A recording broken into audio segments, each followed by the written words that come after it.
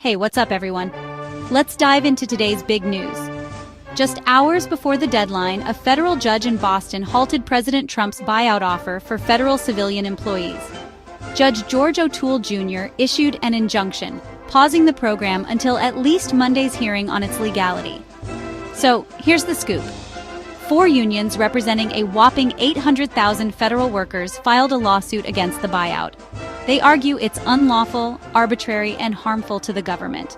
The unions also claim there was a lack of essential information provided. The deadline for employees to accept the buyout is now extended to at least Monday. Federal agencies are scrambling to inform their workers about the pause. The Department of Justice isn't happy about this delay. They argue that it disrupts critical federal workforce reforms and is inequitable.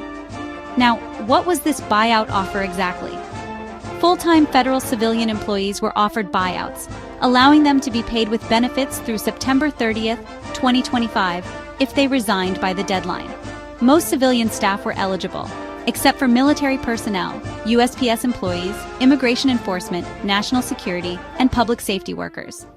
Accepted employees wouldn't work after February 28, 2025. They'd be on paid leave starting March 1st, but here's the kicker. Their pay beyond March 14th depends on Congress approving a new budget. Over 40,000, and some sources say up to 60,000, federal employees had already accepted the offer before the pause. That's roughly 3% of the workforce. The administration aims to cut 5% to 10% of the federal workforce, potentially over 100,000 jobs. Elon Musk, as head of the Department of Government Efficiency, is spearheading these cuts, aiming to reduce the government size. On the other side, the advocacy group Democracy Forward, which represents the unions, praised the judge's ruling. Meanwhile, the White House expressed gratitude for the judge's action despite the DOJ's opposition.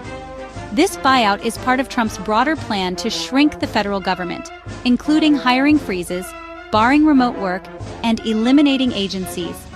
So, what's next? Monday's hearing will determine whether the injunction is lifted or made permanent.